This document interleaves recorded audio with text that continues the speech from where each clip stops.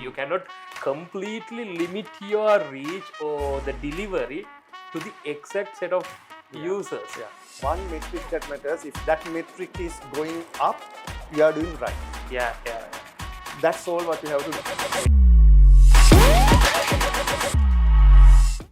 After a few weeks of silence, we are back with Performance Spot by APIDM.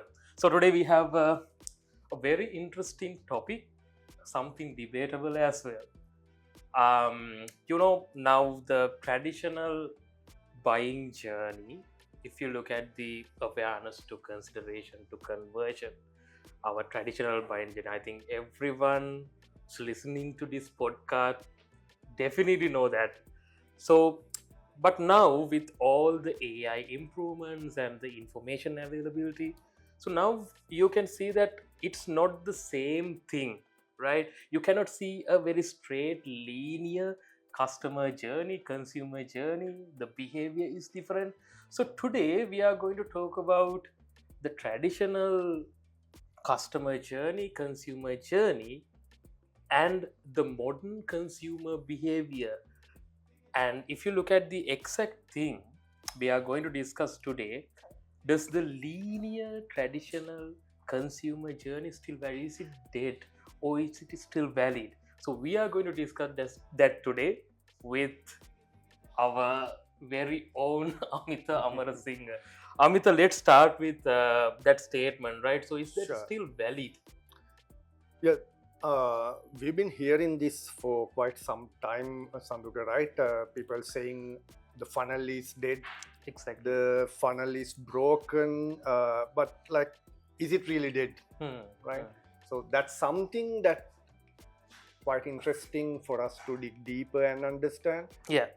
Quite interestingly, just yesterday we completed the open Q&A session for one of our programs, Digital Marketing Mastery Program, the batch 33, the latest batch. We completed the open Q&A session for the strategy module. In the strategy module, we talk a bit about performance marketing as well. At a planning level. This exact question was asked by one of the students, and I mentioned in the class as well. This is going to be the topic for our next podcast. So people say the marketing funnel is broken or marketing funnel is dead. Okay, so I'll come to that. So what's your take on it, Saduka? Do you think it's dead? So it's basically something like this, Amita. So I know that personally, when it comes to the advertising or whatever the thing, the marketing, right? So mainly we exposed to a product after seeing an advertisement most of the time, right? Maybe television or maybe radio or whatever the medium. But now it's something different because people, the users, the consumers, they have their information, right? They can easily access to, different sources of information for different products. If you want to purchase a mobile phone, now you can access, you have reviews, you have first-hand experiences, you can just search on maybe Facebook the exact model. You will find different articles, different posts published about that exact device. Right? So with this information availability, I can see that people, the users, before purchasing the product, they go here and there and collect their information. They do their own research, and when it comes to the funnel, they shift from awareness to consideration, then again that's back to like awareness. Straight line it used to be. Different touch points.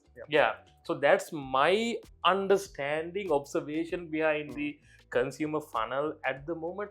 Personally, to be honest, when I plan a campaign, rather than thinking about the linear funnel, I always try to take a strategic approach, rather than just look at the product, then plan it accordingly, rather than always depending on the awareness campaign to conversion campaign to then push for conversions, right? So now let me take an example, Amita. So if you look at the Meta, the current campaign setup, the strategy. Right. Now you can very rarely focus on remarketing campaigns because it's obviously delivered to other people as well. Most of the times you can still limit it to up to some extent, but most of the times it will deliver to other people as well. You cannot completely limit your reach or the delivery to the exact set of users.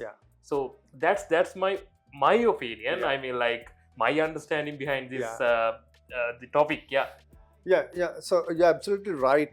So in what you just explained, Saduka, that's actually what's going on in the minds of the consumer. So we have to understand here there are like two facets to this. First, as marketers, we need to understand how consumers make decisions, how the consumer make choices. As marketers, that's part of our job to understand that.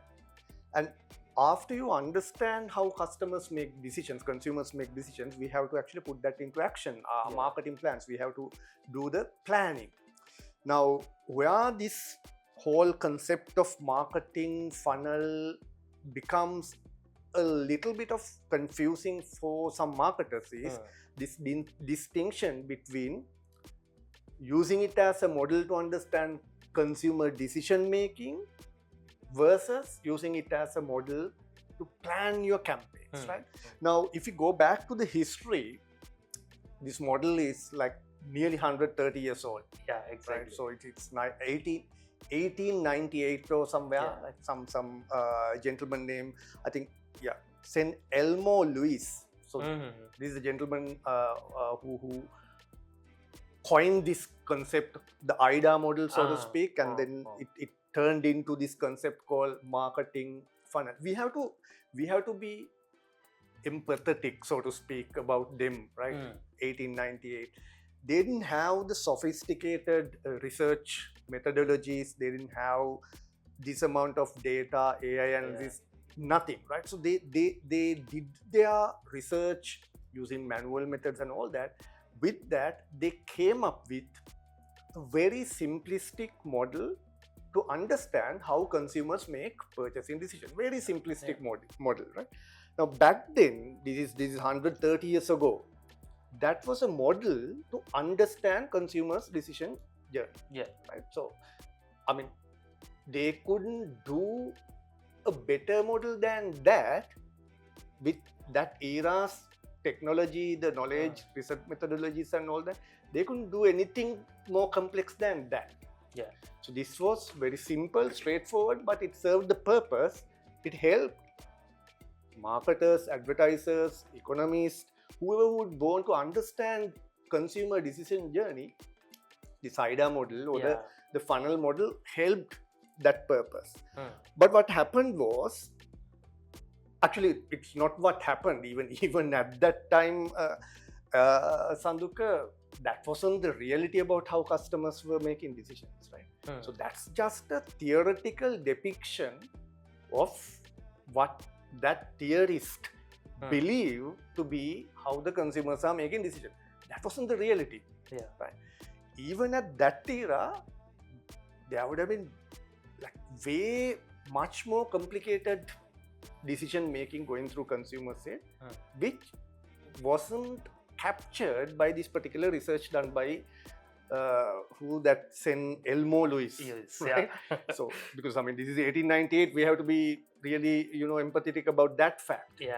But what happened was, yes, at that time that was enough for us to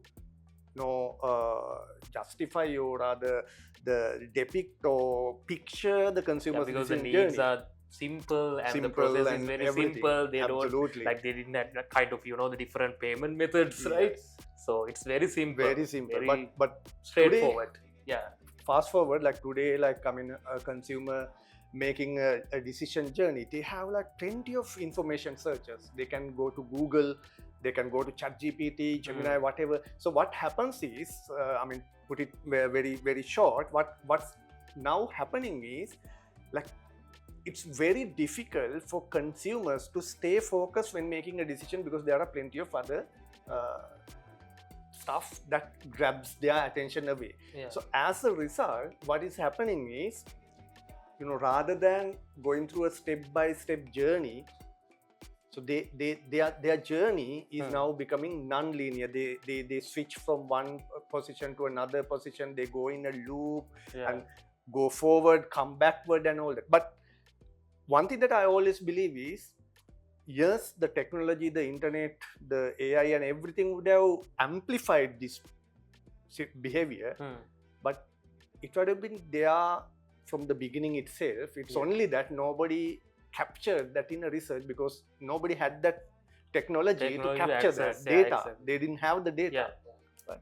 So all in all, I mean, just to sum up this opening, what I believe is, I personally believe it's completely wrong for us to completely write off the marketing funnel model as irrelevant.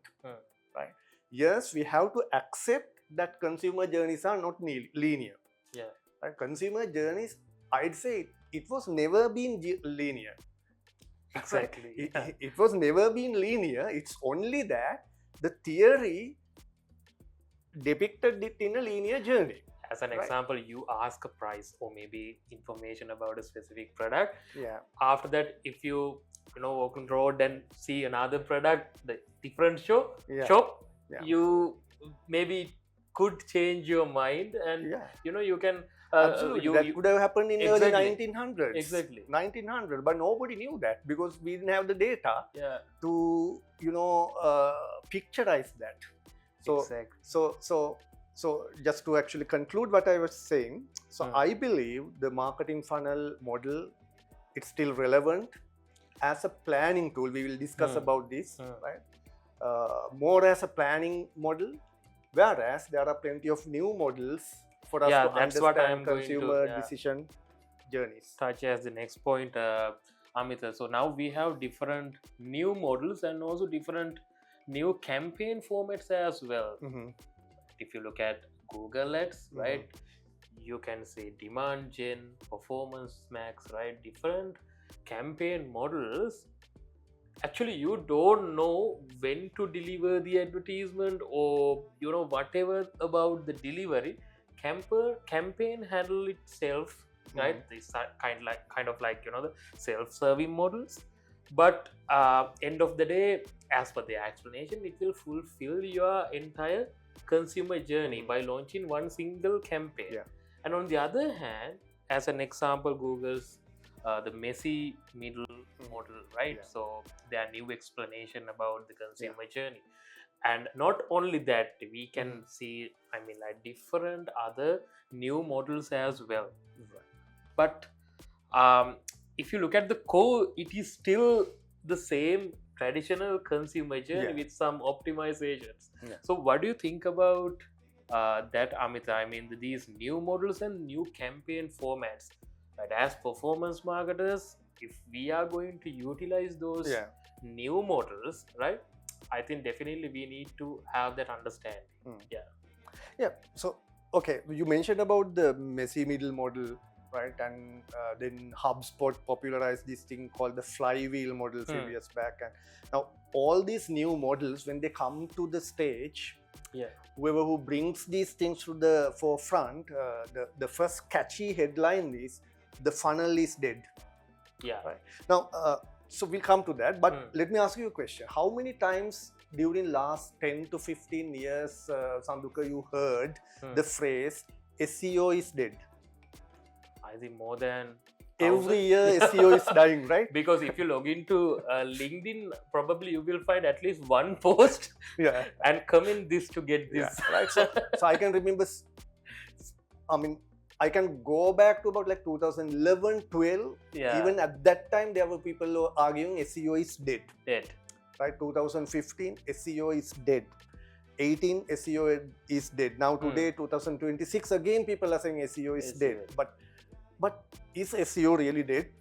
I doubt, right? The exact same thing is true about the marketing funnel. What happens is, like, when these researchers, of course, we have to appreciate the work they do. I'm personally, I'm someone who believes in research, right? So we have to appreciate the work they are doing. So what happens is when these researchers, they come up with a new model, so what they do is they have to position their new model in front of the world. Yeah. So then they position it against something that is already existing, established, right? So the easiest way is to tell people that already established model is dead. Yeah.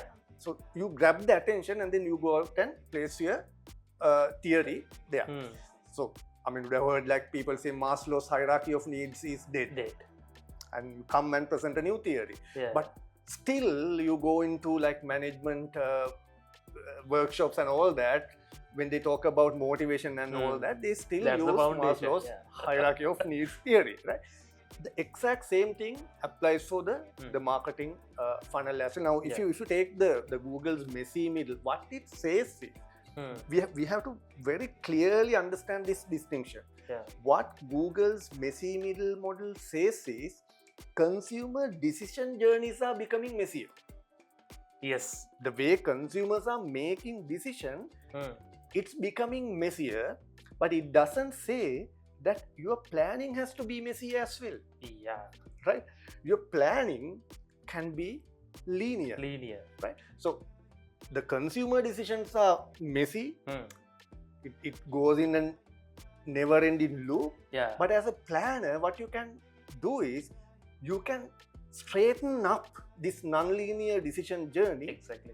And then it makes your life easy, and it makes your planning approach much more simple without actually really bothering about how the consumer is actually making the... Amita, one thing to add here, I use a third-party attribution tool for my campaigns. Right. So basically, we've integrated all the touch points from the calls to everything, right? To Google Ads, Meta Ads, Microsoft, and everything to one single campaign, Shopify, Magento, whatever the tools we use, right?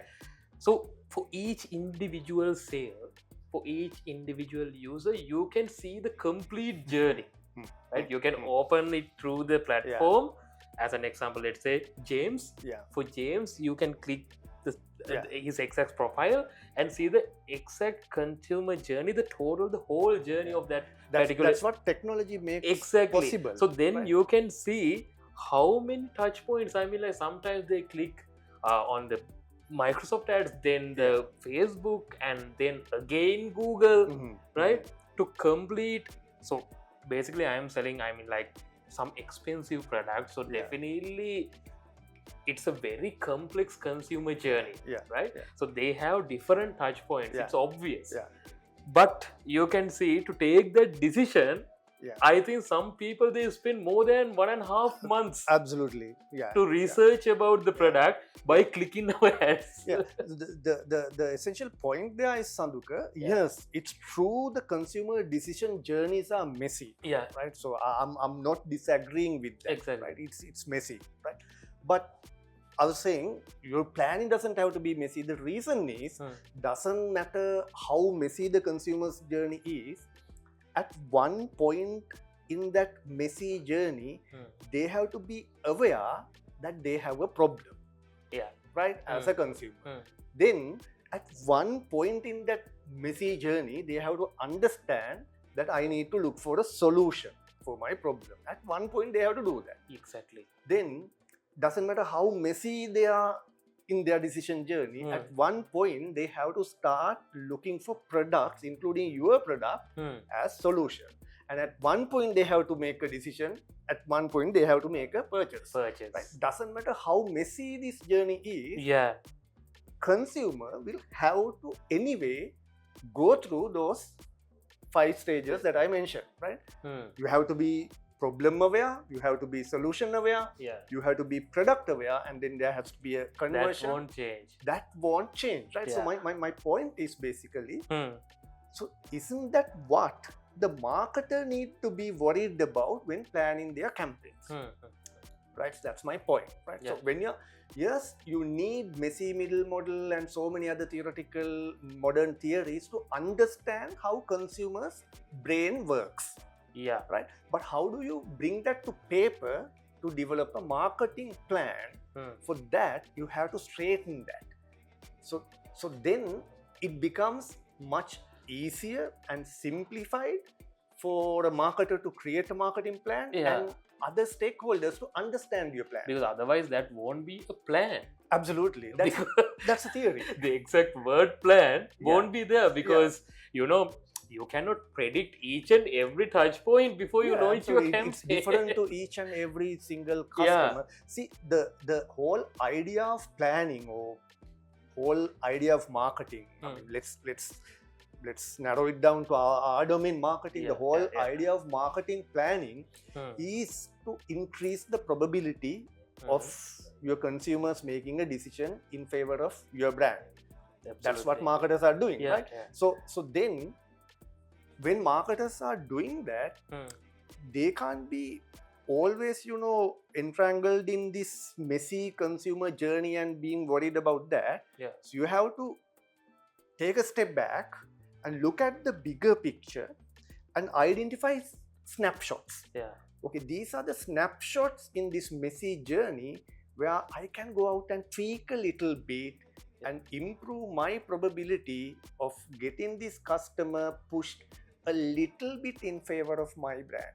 How can you do that at this, you know, identify snapshot location? That's what the marketing funnel will do for you. So that's why the marketing funnel is still relevant even in 2026. Exactly, Amita. I think LinkedIn is one of the main reasons for having these conversations because, you know, every time, so I personally like to bring something to the table, something new to the table, right? And maybe like every one of us. So because of that, there are a lot of signals coming from different sources. Because of that, like we forget about our, you know, our basics. Right? We don't stick into our basics and always try to, like, if you publish something on LinkedIn, Amita, like just comment, you know, funnel to get the PDF, right? Probably you will get thousands of messages, right, to get that PDF. But why? Right? Absolutely. So that's because it works.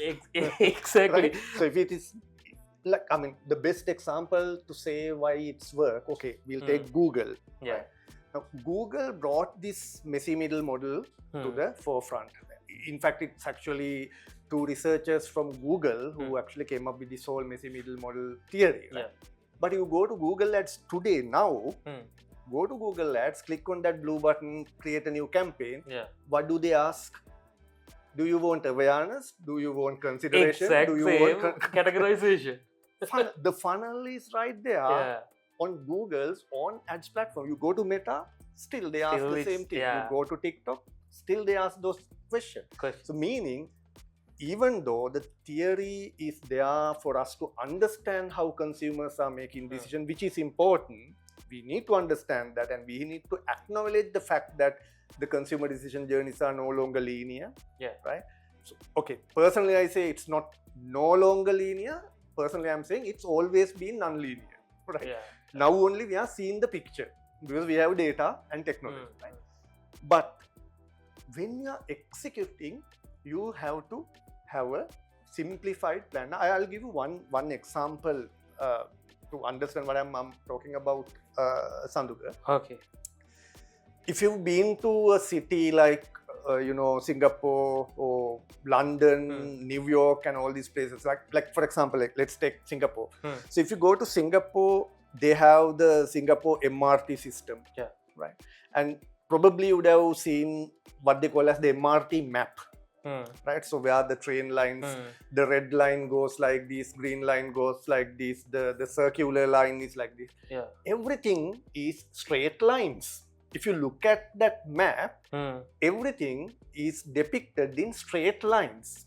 But is that how actually the train runs? No, right? No.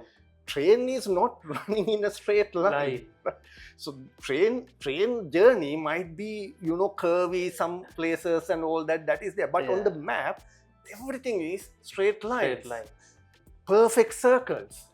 That's not how train networks actually work. But that MRT map in Singapore or the London Underground map in London, that will tell you this is how it's working from a very simplified way.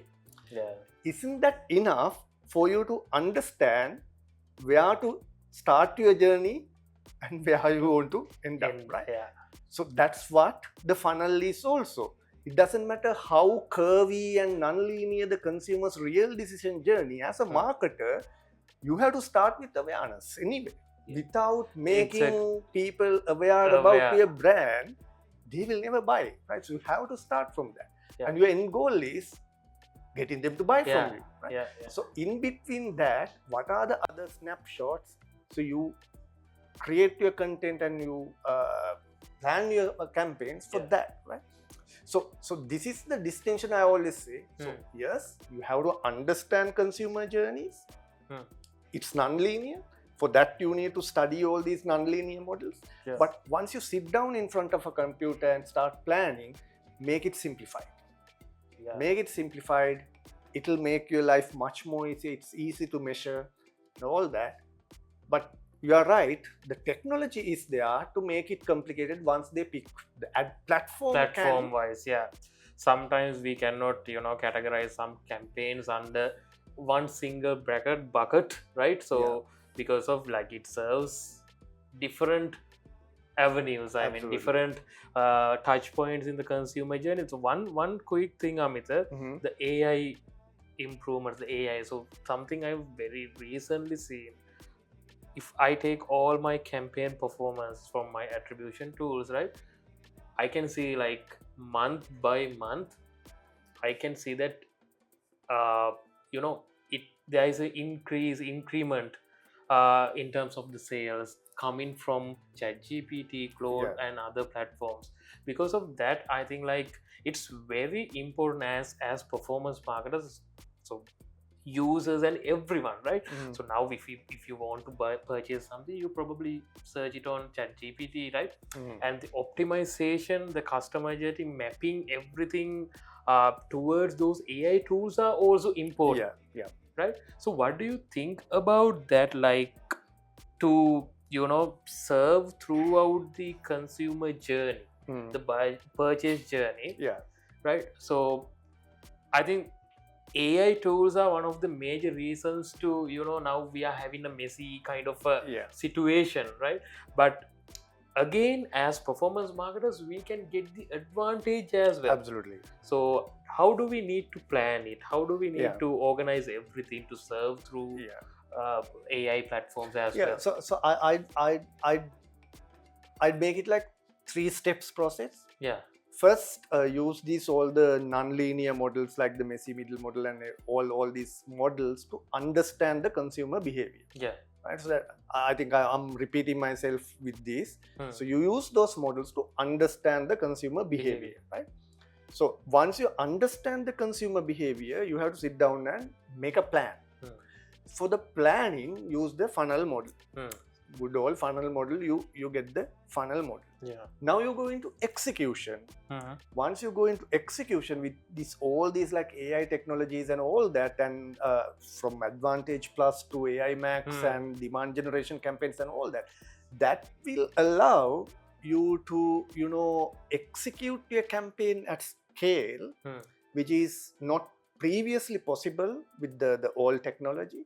Now in the execution, it can actually go back and map that real consumer journeys. So I'll give you an example. I mentioned about the Google and the funnel.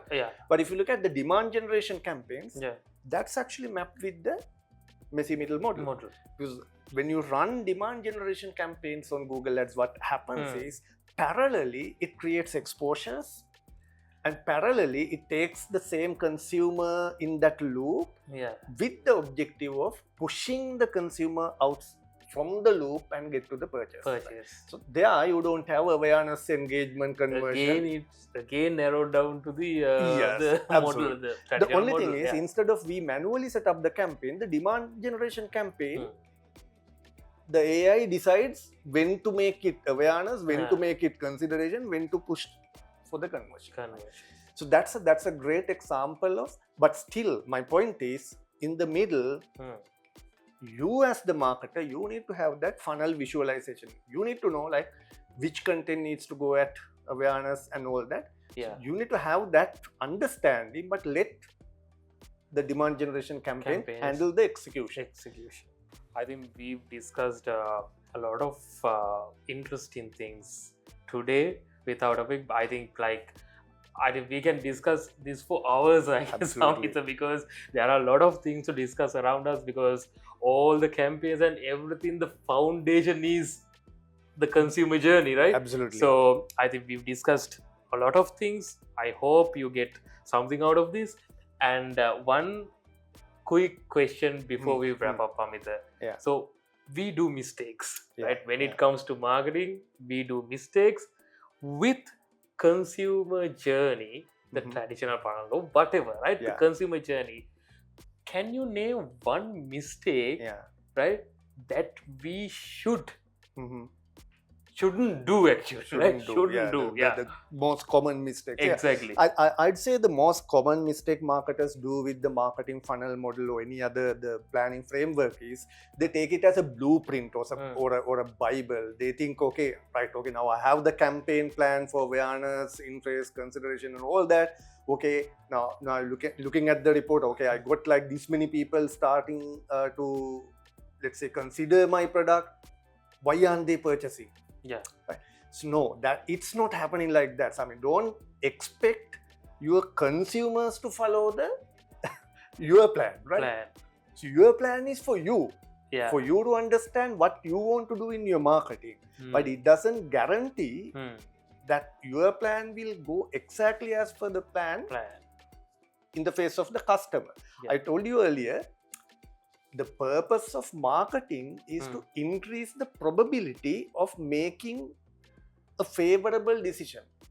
The customer is making a favorable decision towards your intended objective. That's what marketing is doing. Yeah. Increasing of probability doesn't mean the probability will always go to 100%. Still, you start with like 5% probability. With your marketing, you make it 10%. 90% will go completely, against your plan. So that's the first mistake people are making. They think the funnel model or whatever the model, that's a blueprint. Once I plan the campaign and plan the content and set up the campaign and start going live with the campaign, the customers will come to the top of the funnel, they will engage and they will convert like a machine. No, that won't happen like that. So you need to always keep fine-tuning and changes and all that. So pick one metric that matters. Exactly. Right? Yeah. One metric that matters. If that metric is going up, you are doing right. Yeah. So that's all what we have to do. Exactly. Okay. Thank you so much. I think, we discussed about the linear, traditional buying journey versus these new modern models when it comes to consumer and purchase journey. So thank you so much, everyone. Stay tuned. We will come up with some interesting topics like this. Thank you so much.